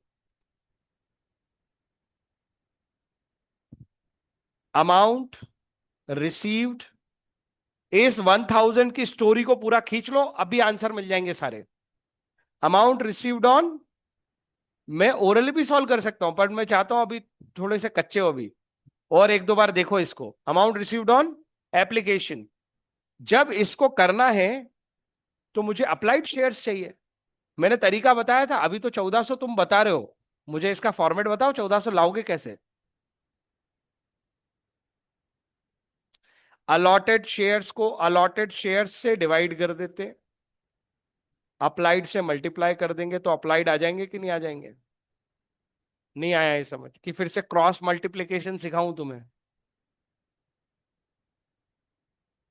सर हम आज याद आ गया ये वाला, तो आज रिवाइज करना ही पड़ेगा। हाँ तो करो, लेक्चर पढ़े। तब आएंगे ये 1400 शेयर्स। यहाँ पे बहुत इजी रिलेशन था। अभी मैं कह देता अप्लाइड 700 शेयर हैं, तो इतने आराम से बता देते क्या तुम? समझ में आई बात? 300 शेयर हैं, 250 शेयर हैं, फिर क्या होता? टेक्निक तो हमेशा आनी चाहिए। किसको ये टेक्निक नहीं आती, अभी भी पूछ रहा हूं। आती है सबको? तुझे आती है? पक्का? अच्छा, देखते हैं। 1400 शेयर्स इंटू ₹3 था ना? एप्लीकेशन पे देखना कितने रुपए।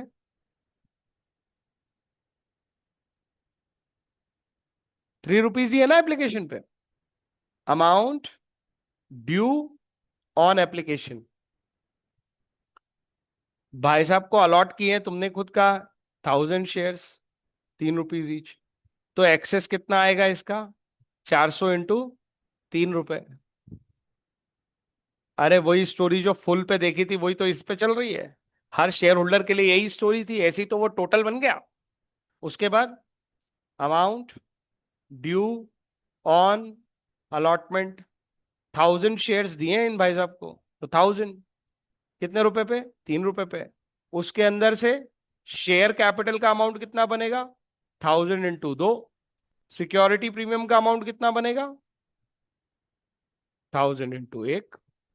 तो ये जो ₹2000 हैं, इसमें से एक्सेस किस में एडजस्ट होगा, 1000 में से या 2000 में से? 400 इंटू 3, ₹1200 है।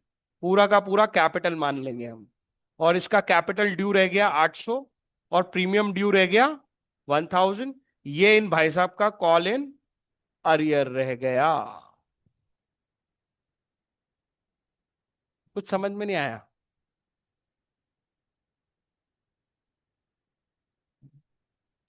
मेरा फिर से सवाल, और डायरेक्ट सवाल, एंट्री वेंट्री कर लेंगे हम। तुम मुझे बताओ, फॉरफ्यूचर अकाउंट में कितना पैसा जाएगा? सिर्फ फॉरफ्यूचर अकाउंट का अमाउंट चाहिए मेरे को।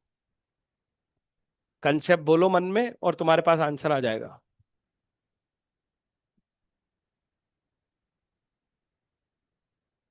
बोलो बोलो। इतनी देर? कैपिटल के नाम पे जितना पैसा आपने उससे रिसीव किया है, इसको हैंडल करने का तरीका सुनना, बड़ा इजी ट्रिक है मेरे पास। इस पैसे में से कुछ भी प्रीमियम में गया है क्या? 1400 इंटू 3 शुरुआत में लिए थे जो, एक ही बार पैसे दिए, उसके बाद तो दिए नहीं उसने मुझे। 1400 इंटू 3, जो शुरुआत में उसने मुझे पैसे दिए थे, उस पैसे में से एक भी रुपए का यूटिलाइजेशन शेयर सिक्योरिटी प्रीमियम में हुआ है क्या? बोलो बोलो। नहीं। तुम देख लो, यूटिलाइजेशन हुआ है इस लेवल पे भी कैपिटल में, और इस लेवल पे भी कैपिटल में। मतलब 1400 शेयर्स इंटू 3, टोटल अमाउंट कितना बना? 4200। पूरा का पूरा 4,200 फॉरफीचर है, कैपिटल का ही रख लिया है हमने। अब मुझे बताओ री इशू की एंट्री, बैंक अकाउंट डेबिट, कितने शेयर, ऑल, 1,000 × 4, 4 रुपए ले रहे हैं हम। टू, शेयर कैपिटल 1,000 × 5, 1,000 रुपए कहाँ आएंगे, फॉरफीचर अकाउंट। यस और नो, फॉरफीचर में कितना बच गया, 3,200। चेक करो कैपिटल रिजर्व की एंट्री कितने रुपए की है, 800। सर ये तो फिर मैच नहीं हो रहा है।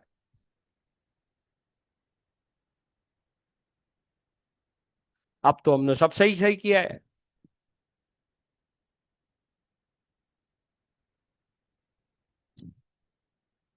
अब तो कोई गड़बड़ नहीं हो सकती सर।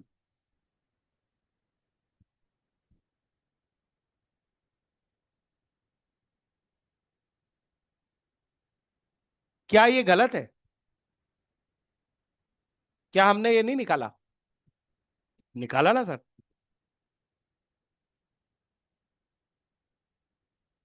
तो कहां गड़बड़ है सर, क्या ये गलत है,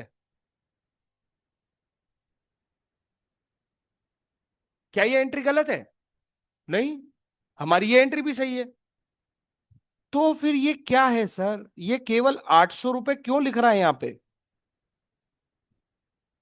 ये पूरे 3,200 रुपए क्यों नहीं ट्रांसफर कर रहा है यहां पे। अरे यार मेरी बात मैं, हमने जो कैलकुलेशन किए वहां तक की एंट्री तक तो सही पहुंच गए ना, ये एंट्री ठीक हो गई हमारे कंसेप्ट से, ये भी एंट्री ठीक हो गई। यहां एक कंसेप्ट और सुन लो, देखो जरा,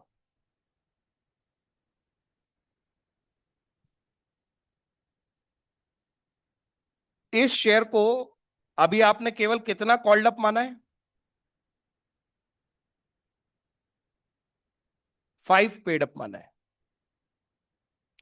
फुली पेड अप नहीं माना है। सुन रहे हो मैं क्या बोल रहा हूं, तुम्हारे 4,200 रुपीज जो फॉरफीचर में थे, उसमें से कितने रुपए बिलोंग करते होंगे 5 पेड अप, मतलब ये तो 10 रुपए के शेयर के बदले में हम यूज करने वाले हैं जब फुली पेड अप इशू करेंगे। तो इसका 50% कितना हो जाएगा, 2,100, 4,200 ही था ना, हाँ 4,200 और 2,100, ऐसा लगेगा क्या।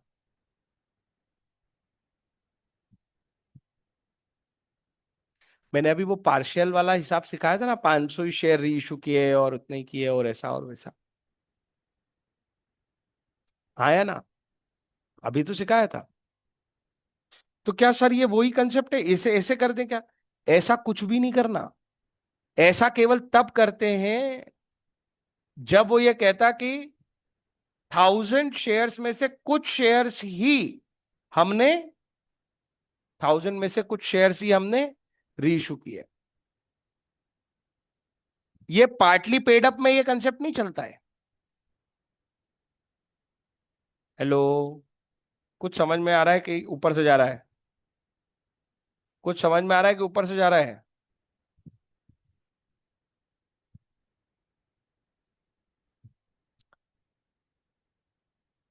800 की एंट्री जो ये भाई साहब कर रहे हैं, इसको आपके हिसाब से होनी चाहिए थी 3,200 की, ये उसकी कितनी वैल्यू है, केवल 1/4। चलो 1 मिनट दिया मैंने आईक्यू के लिए, सब समझा दिया अब तुमको, मुझे बता दो ये 1/4 वैल्यू क्यों है,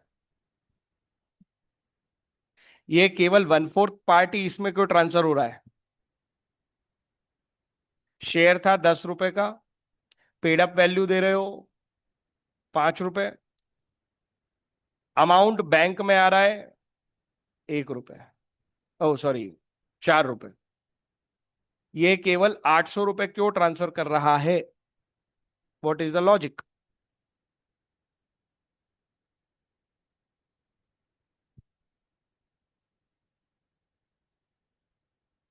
जहां जहां ब्लॉक करना था मैं कर चुका, वो वाला तरीका नहीं सोचना है तुम्हें कि वो 5 रुपए है तो इधर 5 पेड अप वैल्यू है तो बाकी के पेड अप वैल्यू के लिए हम वेट करेंगे, ऐसा कुछ नहीं है। वो केवल शेयर्स पे होता है कि मैं कुछ शेयर्स इधर ट्रांसफर कर रहा हूं, कुछ शेयर्स अभी री इशू नहीं कर रहा हूं, उस पे करते हैं प्रपोर्शन।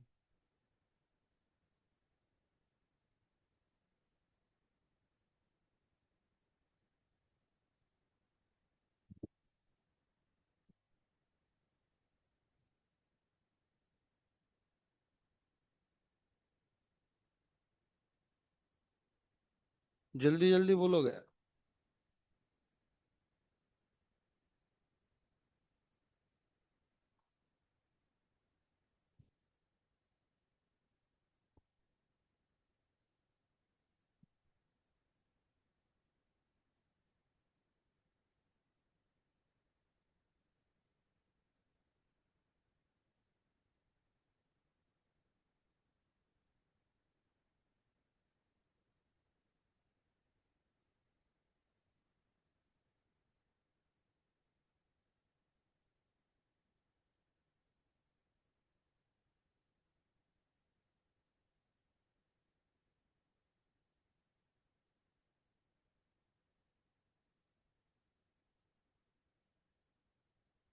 किसी का भी दिमाग नहीं चल रहा?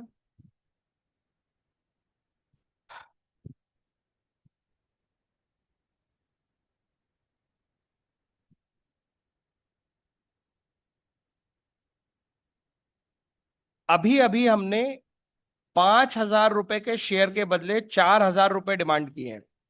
1/4 वैल्यू ही सेक्रीफाइस की है फॉरफीचर की। यस और नो? अरे ये 1,000 और 4,000 दिख रहा है तुम्हें? ये अजम्पशन है उसका। एग्जाम में क्वेश्चन आ जाए तो यू कैन डू 3,200, 3,200, तुम्हारे नंबर कोई नहीं काटेगा, ये समझ लो। लेकिन उसका थॉट बता रहा हूं। वो ये कह रहा है कि ये देखो जरा, इन दोनों को देखो, ये 4,000 और ये 1,000। ये क्या कहना चाहता है? ये कहना चाहता है कि आपने अभी 5 रुपए मांगे, 5 रुपए मांगे, अभी 5 रुपए लेना और बाकी है। कल को सामने वाला नहीं देगा तो? कल को सामने वाला नहीं देगा तो फिर फॉरफीचर करोगे? फुली पेड पे तो खतरा खत्म हो जाता है ना। उसने सारे पैसे दे दिए, हमको कुछ लेना ही नहीं है उससे। इस बंदे से तो क्योंकि अभी मुझे 5 रुपए और लेना है, और जैसे पिछले ने गड़बड़ करी थी, इसने भी अगर गड़बड़ कर दी तो मैं इससे भी फॉरफीचर करूंगा, फिर री इशू करूंगा। और अभी मेरे पास जो फॉरफीचर का अमाउंट पड़ा है मैं उठा के सीधा गेन मान लूं। आगे आने वाले 5 रुपए पे अगर इसने गड़बड़ कर दी तो मैं क्या कर लूंगा? हेलो? समझ आया कि नहीं आया? मेरी बात कुछ कुछ समझ में आई? हमें अभी इससे 5,000 रुपए और डिमांड करने। ये वही रेशो है। 1,000 आउट ऑफ 4,000। 4,000 रुपीज जब हम कैश में मांगते हैं तो 1,000 रुपए का क्या देते हैं? लॉस। तो जो हमारा ओवरऑल है, इसके अलावा एक रेशो और देख सकते हो। चलो इसी को दिखाता हूं पहले। 1,000 आउट ऑफ 4,000, तो वो ये कह रहा है कि आप आगे के लिए भी यही रेशो मेंटेन करो। इस शेयर पे आपको अभी और पैसे लेने हैं तो आप सेम रेशो मेंटेन कर दो कैपिटल रिजर्व के साथ। मैं फिर कह रहा हूं, एग्जाम में अगर ये क्वेश्चन आ जाए तो पेड अप वैल्यू पे मत जाना। ये अजम्पशन है। ये उसका, इसका एक दूसरा थॉट भी है कि हाँ सर री इशू करेंगे, वापस से फॉरफीचर करेंगे ना, अपने पास है फॉरफीचर करने के लिए अमाउंट। दूसरे लोगों की बात सुनो। दूसरे लोग क्या बोलेंगे? हाँ हम तो 5 रुपए पे ये पूरा का पूरा उठा के बचा हुआ 3,200 रुपए अभी ट्रांसफर कर देते, खत्म कर देंगे, प्रॉफिट बोल देंगे। और फिर से री इशू, मतलब ये 5 रुपए नहीं दिए तो हमको इसको भी फॉरफिट करना पड़ेगा। हाँ कर लेना। तो फॉरफीचर में अमाउंट कौन सा आएगा? हम बोलेंगे ये 4,000 रुपए अभी ले रहे हैं ना, हम इसको अमाउंट को मानेंगे, ये फॉरफीचर कर लेंगे हम। इन्होंने भी तो पैसे दिए ना अपने को 4,000 रुपए, फिर री इशू करेंगे। ना ये लोग गलत हैं, ना वो लोग गलत हैं। आप कौन से अजम्पशन पे जा रहे हो उस पर डिपेंड करता है। जब बड़े हो जाओगे, सीएवीए की एग्जाम करोगे, दोनों पे पूरे नंबर मिलने वाले हैं। और इवन ये अजम्पशन लिखना पड़ता है। इस ऑथर की गलती ये है कि इसने ये अजम्पशन लिखा ही नहीं है कि मैंने क्यों केवल पार्ट अमाउंट ही किसमें ट्रांसफर करा है, कैपिटल रिजर्व में। मैं केवल 800 रुपए का गेन क्यों बोल रहा हूं, जबकि मैं सारे शेयर री इशू कर चुका हूं। ये इस ऑथर का अजम्पशन है कि हम बाकी का पैसा फ्यूचर के 5 रुपए जो और रिसीवेबल है उसके लिए रख रहे हैं, प्रोपोर्शनेट रख रहे हैं, 1/4 अमाउंट, कि 800 आज ट्रांसफर कर देते हैं, बचे हुए 3200 रुपए हम यूज कर लेंगे। अरे अभी 3200 ही बचे हैं ना अपने पास, 1,000 तो यूज ही हो गए, तो 1/4 पार्ट 3200 का कितना आएगा? 800। हेलो, कुछ समझ में आया थोड़ा सा? अपनी कॉपी बुक पे लिखो, इस पे इतना समय देना जरूरी था नहीं तो। और ये सुनो, तुम्हें दोबारा भी पूछना है, 3 बार पूछना है, मेरे से पूछते रहना। लेकिन ये बात समझ लो, ये अजम्पशन है, साफ लिखो पहले वहां पे, ये it is assumption, it is based on assumption. This entry is based on assumption. कहानी फिर से सुना दूंगा मैं, और कोई भी इसको वैसे नहीं करेगा। कैसे? मैंने पहले ही दिखा दिया। ये ऐसा नहीं था कि 1,000 शेयर में से 700 शेयर री इशू किए और 300 अभी पेंडिंग है, वैसा कोई प्रपोर्शन नहीं है ये। 10 रुपए का शेयर पूरा फुली पेड होता तो भी इस अजम्पशन की कोई गुंजाइश नहीं थी। 5 रुपए का पेड अप दे रहे हैं बस अपन, जबकि हम जानते हैं इस शेयर के ऊपर हमको 10 रुपए लेने हैं, तो हम 5 इससे भी फ्यूचर में लेंगे। कभी इसने ना दिए तो हमने आज ही फॉरफीचर का थोड़ा अमाउंट रख लिया है। मैं फिर कह रहा हूं, इस अजम्पशन की कोई जरूरत नहीं है। ये एंट्री किस पे पास हो सकती है? 3200 पे। एग्जाम में तुम भी किस पे पास करोगे? 3200 पे। अपन इसी अजम्पशन पे चलेंगे। अपने लेवल के लिए ये अजम्पशन कोई बहुत अच्छा अजम्पशन नहीं है। 12th के लेवल पे स्टूडेंट से इतना अजम्पशन एक्सपेक्ट नहीं किया जाता। ऑथर ने डाल दिया तो समझा दिया है मैंने, गलत वलत नहीं है वो। बात समझ में आई? स्कूल में पूछना तो बोल देंगे गलत है ये, गलत वलत नहीं है। मैंने सेंस समझाया उसका। वो लोग हैं जो रीइशू नहीं करना चाहते दोबारा, बोले हमारे पास पड़ा है ना पैसा, उससे कंपनसेट कर लेंगे, हम दूसरे नए लोगों से पैसे मांगने क्यों जाएंगे। ऐसे नहीं बोल सकते कि ये गलत ही सोच रहे हैं। ठीक है, लेकिन मैं जिस अजम्पशन पे चल रहा हूं वो भी तो ठीक है। मेरे पास है फिर 4,000 रुपए, मैं फिर फॉरफीचर कर लूंगा, मैं फिर री इशू कर दूंगा।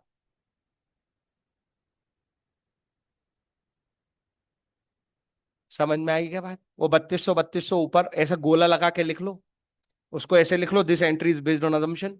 और हम क्या करेंगे, एंट्री वो भी लिख लो, हम 3200 से एंट्री पास कर देंगे, 4200 में से 1,000 यूज हुए, बचे हुए 3200 रुपए पूरे के पूरे किधर डाल देंगे? Capital reserve. इसने थ्योरी दी है कहीं कैपिटल रिजर्व के ऊपर? हो सकता है कि ये ऑथर ऊपर जाके देखो तो।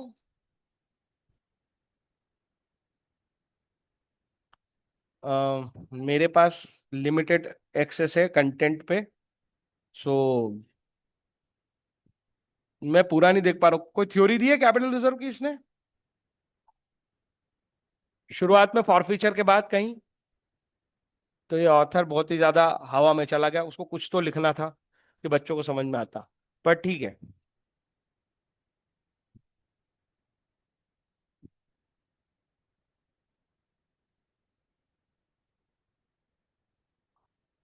चलो।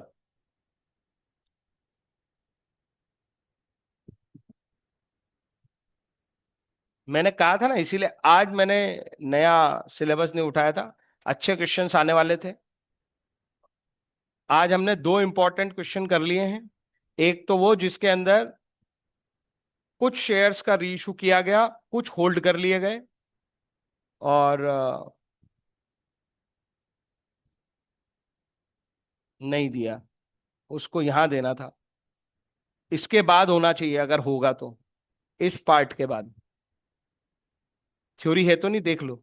अगर हो तो मैं उसको दिखा भी दूंगा तुम्हें, लिखा होगा उसने उस बारे में। मैक्सिमम परमिसिबल डिस्काउंट वगैरह तो हम पढ़ चुके हैं, उसके बाद ही होगी अगर वो थ्योरी होगी तो, कि हम कितना कैपिटल रिजर्व में ट्रांसफर करते हैं, उसका क्या अजम्पशन लेके चल, मतलब क्या थॉट प्रोसेस लेके चल रहा होता। अगर नहीं दिया है तो उसने पूरी बात हवा में कर दी है।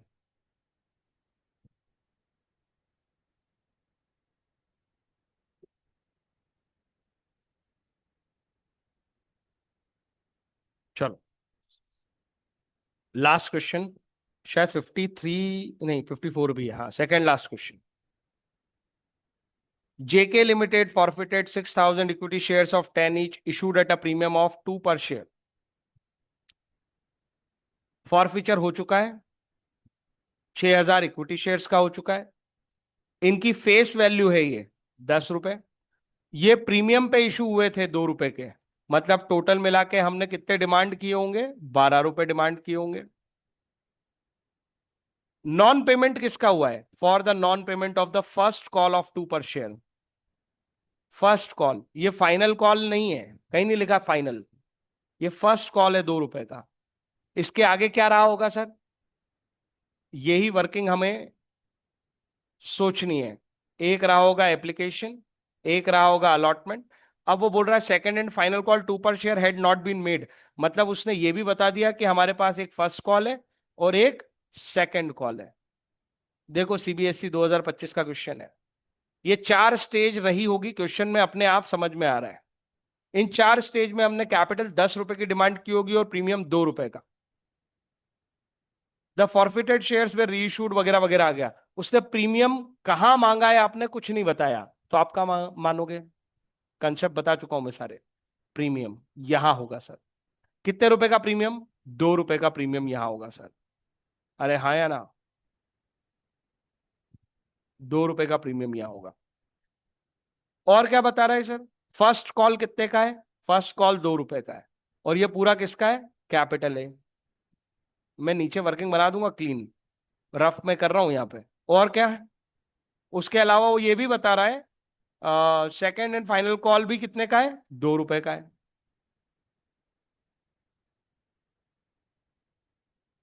और ये भी पूरा का पूरा क्या है, ये भी पूरा का पूरा कैपिटल है। 4 रुपए यहां फिक्स हो गए, 2 रुपए का प्रीमियम हमने यहां अज्यूम कर लिया, टोटल मिला के 12 रुपए लेने थे, 6 रुपए ये रहे। बचे हुए 6 रुपए कहाँ होंगे, एप्लीकेशन और अलॉटमेंट पे।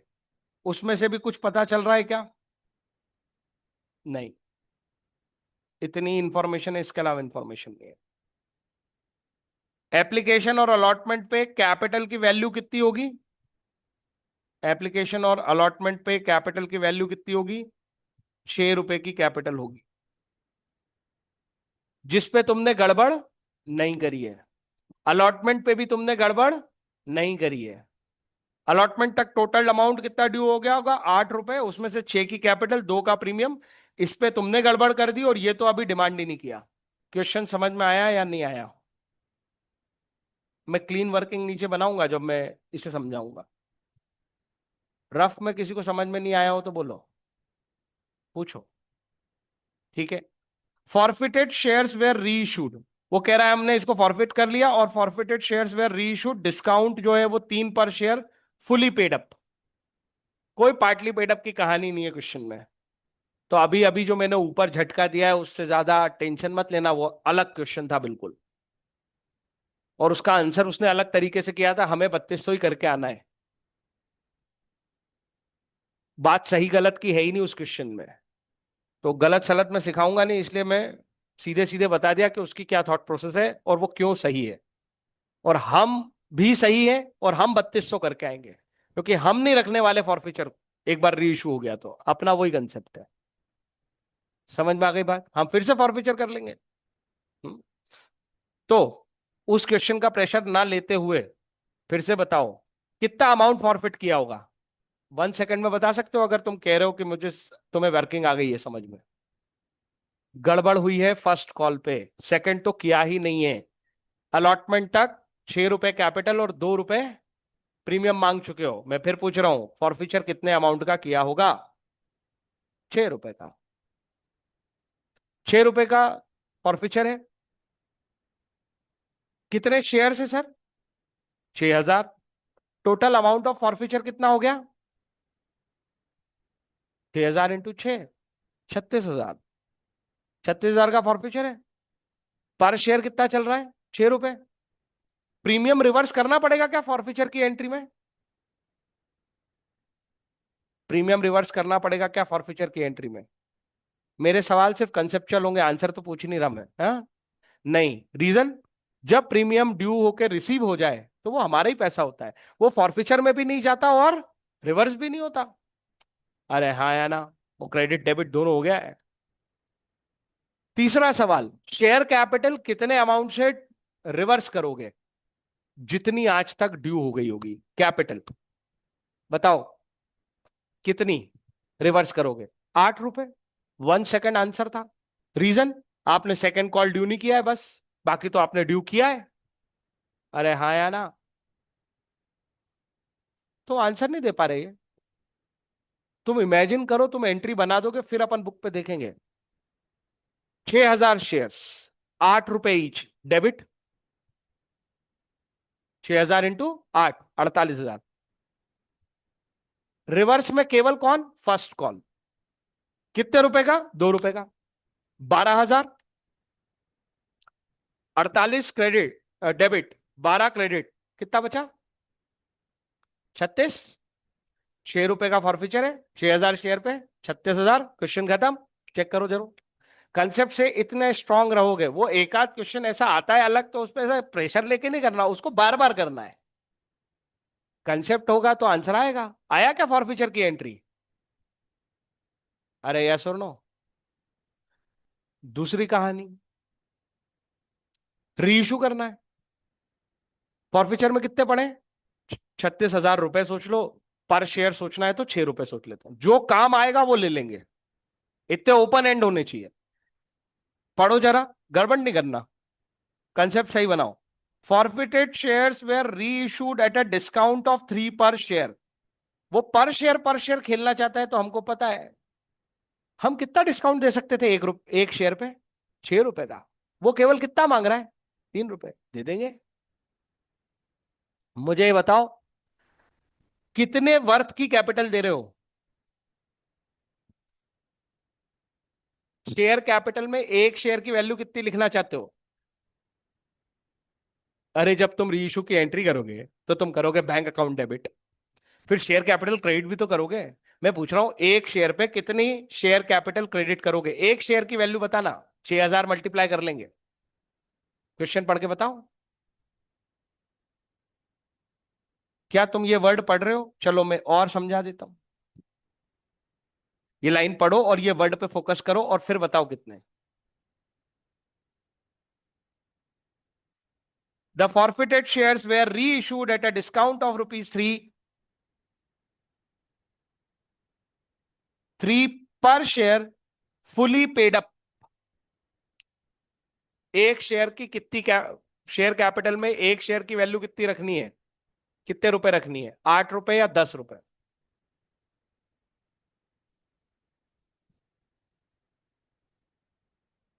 8 या 10?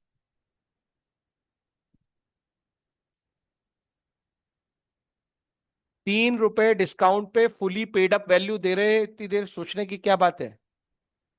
फुली पेड अप वैल्यू को मैंने 3 बार ऊपर सिखाया है कि इसके बाद ₹1 मांगने की भी राइट नहीं है कंपनी के पास, तभी कहलाता है वो फुली पेड अप।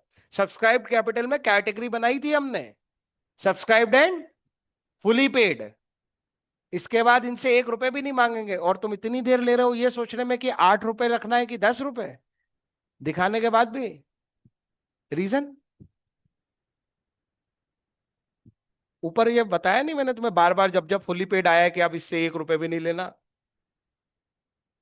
शेयर कितने का है? ₹10 का। सर अभी बाकी लोगों से पैसे मांगे कि नहीं मांगे, उससे क्या लेना देना? वो तो यहाँ ये हम रीसेल कर रहे हैं, हमारी मर्जी, हम किसी भी टर्म एंड कंडीशन पे करें। अभी पिछले क्वेश्चन में ₹5 पे कर दिया था उसको। ₹5 पेडअप पे, ₹8 पेडअप पे, ₹9 पेडअप पे, फुली पेडअप पे भी होगा। फुली पेडअप का मतलब ₹10 की वैल्यू देना है और ₹3 का डिस्काउंट देना है। मतलब बैंक में कितने लेने हैं? बैंक में आएंगे 7, 7 × 6,000, 42,000 बैंक डेबिट होगा। अभी बुक पे चलेंगे आंसर देखने। दूसरा, फॉरफीचर में यूज करेंगे 3 रुपए पर शेयर। 6,000 पे 3 रुपए, 18,000। 36 अवेलेबल थे, उसमें से केवल कितना यूज किया मैंने? 18। कॉन्शियसनेस है ना अभी तुम्हारे पास? 36 थे हमारे पास, 18,000 यूज हो गए। और कैपिटल कितने से क्रेडिट हो जाएगा? 6,000 × 10, 60,000। हो गया ना 60,000? 42 और 18, हो गए ना 60। समझ नहीं आया? जाओ चेक करो री इशू की एंट्री।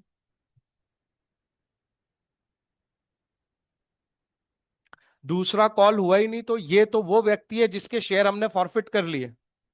तुम इतने सारे लोग थे, ठीक है, तुमको मैंने 1 लाख शेयर इशू किए हैं, उसमें से गड़बड़ अकेले तूने की है 6,000 शेयर पे। तेरे शेयर मैंने फॉरवर्ड कर लिए, इसको मैंने मार्केट में कहीं और रीसेल कर दिया। मेरी मर्जी में 5 रुपए पेडअप पे रीसेल करूं, 8 रुपए पेडअप पे रीसेल करूं, 10 रुपए पेडअप पे रीसेल करूं। बाकी के लोगों से इस शेयर का क्या लेना देना है? पूछो, कोई दिक्कत नहीं है। पूछो, बात पूछोगे तभी तो क्लैरिटी आएगी। मान मत लो केवल मेरी बात, मैं बताऊंगा ना किस रीजन पे मैं ऐसा बोल रहा हूं। बाकी के ग्रुप से क्या लेना देना, इसको तो मैंने बाहर निकाल दिया था ना इस कैटेगरी ऑफ शेयर को। तो मैं, समृद्धि तुझे समझ नहीं आया है? एंट्री चेक करो री इशू की। 42 बैंक में, 18,000 का फॉरफीचर, और शेयर कैपिटल 60,000 की, 10 रुपए से फुली पेड थी, वही वर्थ दी है हमने। लास्ट बात, हमने सारे शेयर री इशू कर दिए या कुछ पार्ट किया है, कुछ पेंडिंग है? कौन सा केस है हमारा? सारे री इशू। अरे यार, सारे री इशू ना, 6,000 के 6,000, 10 रुपए पे। हमारे पास जो फॉरफीचर में अमाउंट बचा है, कितना बचा है सर? 36,000 किए थे, 18 यूज किए, 18 बचे, कहां जाएंगे? हमारा यही कंसेप्ट है, पिछले क्वेश्चन पे भी हमने यही लगाया। उसने एक दूसरे अजम्पशन पे दूसरा आंसर दे दिया, उससे अपना कंसेप्ट मत हिलाना। देखो फिर आंसर आया अपना, हर क्वेश्चन पे आ रहा है, एक क्वेश्चन पे नहीं आया तो उसका रीजन अलग था। 3200 पे करो तुम एंट्री, मैंने बोल दिया तुम्हें, इसी कंसेप्ट। कोई डाउट है तो बताओ मुझे। गए ना उसके कैपिटल रिजर्व में 18? एक भी एंट्री कॉपी पे किए बिना सॉल्व किया बन रहे हैं ये लो। तो ये होमवर्क है तुम्हारा। अरे करके आओगे?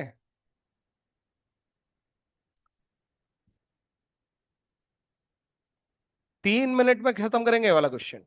ये भी होमवर्क मिलने वाला है। 54। सबका फोकस वही होना चाहिए क्वेश्चन पे। 1 April P limited formed with authorised capital of ₹10 lakh, ये वैल्यू है, divided into 1 lakh equity shares of 10 each, ये फेस वैल्यू है। Company invited applications for 90,000 equity shares, the company received applications for 85,000। Under subscription, 90 की application invitation भेजी थी, application मिली है 85। Under subscription, कोई लफड़ा नहीं है ओवर सब्सक्रिप्शन का, ना एक्सेस का, कोई प्रॉब्लम नहीं है। ड्यूरिंग द फर्स्ट ईयर 8 पर शेयर वेयर कॉल्ड। कॉल्ड केवल कितने? 8। प्रीमियम की कोई कहानी नहीं है ऊपर। मतलब क्वेश्चन किसका है? पार का। 10 रुपए का शेयर है, और पहले साल में हमने 8 रुपए डिमांड किए हैं। पारस, इसकी होल्डिंग है 1,000 शेयर्स की, did not pay the allotment money of 3 per share and first call of 2 पर शेयर। एक कहानी खत्म। While Dev holding 2,000 share did not pay first call of 2 पर शेयर। दूसरी कहानी, Paras shares were forfeited after the first call and later on 500 of the forfeited shares were reissued at 6 per share, 8 rupees called up।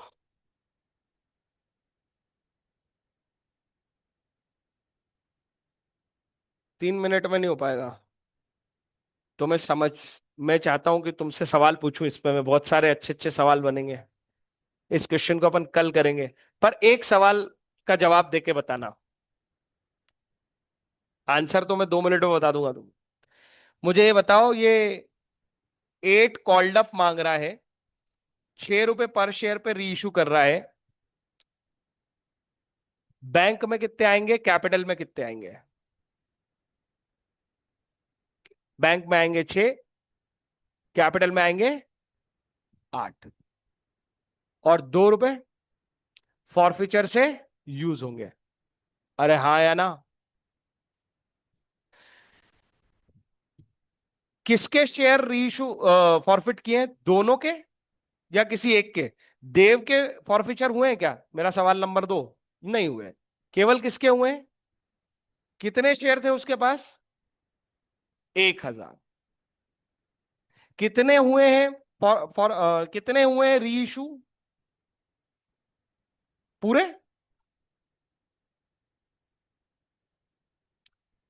500।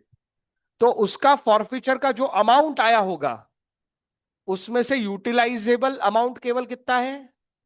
आधा। वो 1,000 share को belong करने वाला आएगा। हम उसमें से कितना यूटिलाइज करेंगे? केवल 50%। 500 शेयर को बिलोंग करने वाला। पता है तुम्हें कितना शेयर फॉरफिट किया होगा, तो कितना अमाउंट आया होगा फॉरफिचर में? कोई बता सकता है जल्दी से? उसने कहां से गड़बड़ शुरू करी है? उसने केवल कौन सा पैसा दिया है? एप्लीकेशन। तुम जानते हो एप्लीकेशन पे कितने पैसे मांगे होंगे? फर्स्ट कॉल के पैसे हमें पता है, 2।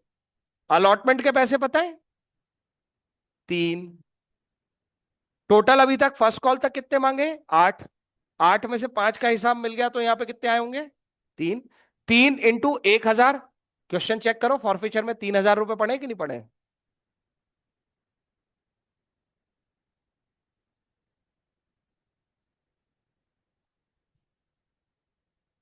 अच्छा, बैलेंस शीट बनाई है उसने, वो जनरल एंट्री का क्वेश्चन नहीं है, ओके। 3,000 रुपए फॉरफीचर में पड़े हो ऐसे मानो थोड़ी सी देर, और मुझे बताओ उसमें से केवल 1,500 शेयर का 1,500 रुपए का हिसाब बनाएंगे, क्योंकि हम 500 शेयर ही री इशू कर रहे हैं। 1,500 अभी भी पेंडिंग रह जाएंगे, किसमें? फॉरफीचर में। ये कंसेप्ट समझ में आया क्या एक सेकंड में? किसको नहीं आया? यशिका नहीं आया? पक्का? तो चलो बैलेंस शीट में चेक करते हैं। क्या बोलते हो? ये वो वाले 500 शेयर के फॉरफीचर वाले अमाउंट है जो यूटिलाइज नहीं हुए। हाँ या ना? 1,500 रुपए यूटिलाइज हो सकते थे, हमने कितने करे? 2 रुपए पर शेयर।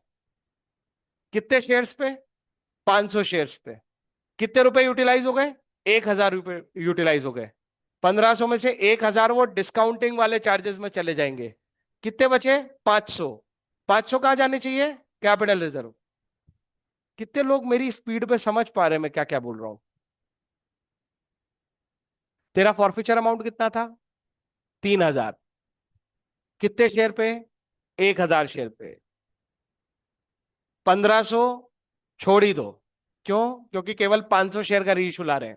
तो 3,000 में से 1,500 रुपए ही छोड़ दिए, वो अभी भी बैलेंस शीट में दिख रहे हैं, देखो फॉरफीचर अमाउंट में मैं ये दिखाया। जो बचे 1,500 रुपए, उसकी वो 500 शेयर री इशू हो रहे हैं, तो इनका तो अभी हिसाब किताब होगा।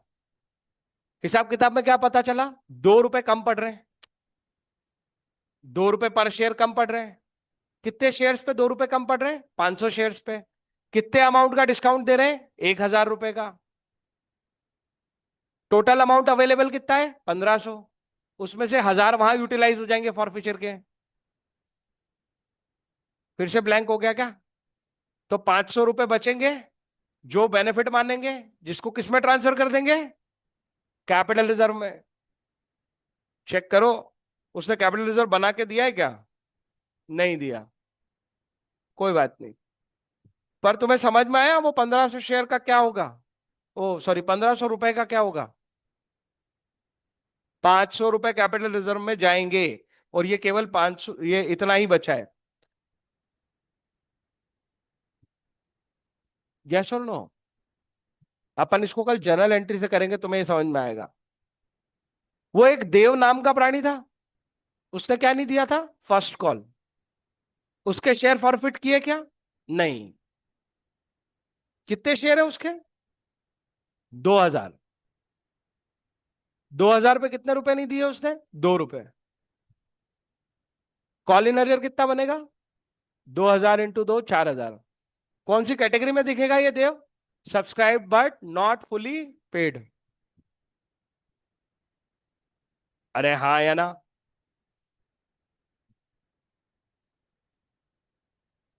बचे हुए लोग किस में दिखेंगे? फुली पेड में। वो भी नॉट फुली पेड में ही दिखेंगे। 8 रुपए मांगे, पर उनका कोई कॉल इन अरियर नहीं है। 1000 और 2000, इनको छोड़ दो। कितने शेयर हो गए? 3000 शेयर हमने छोड़ दिए। तो कितने आने चाहिए थे? 87,000 आने थे। 85 में से 3000 छोड़ दिए।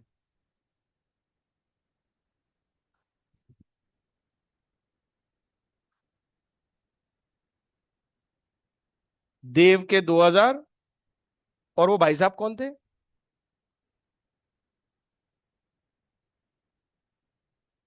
पारस।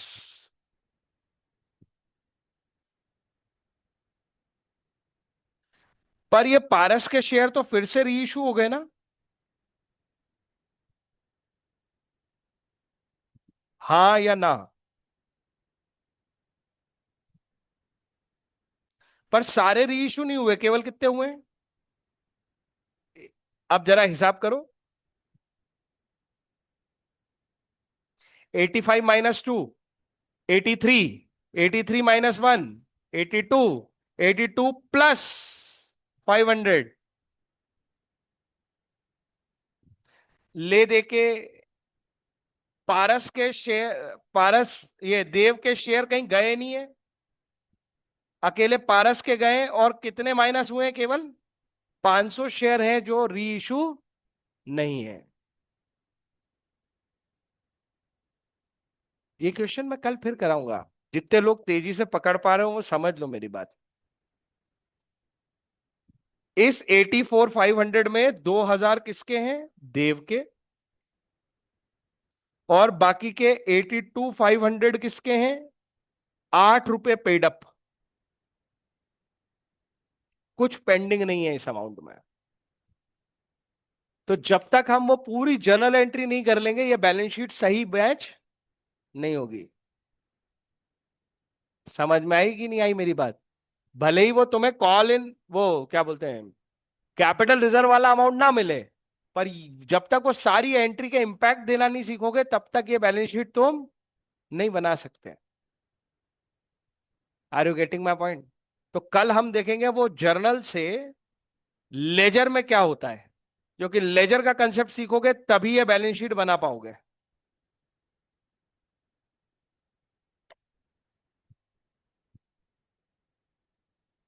ठीक है। पर मेजॉरिटी पार्ट हमने लगभग आज देख लिया जो क्रिटिकल था। मैंने तुम्हें कल ही बोला था कि आज का लेक्चर बहुत इंपॉर्टेंट है। और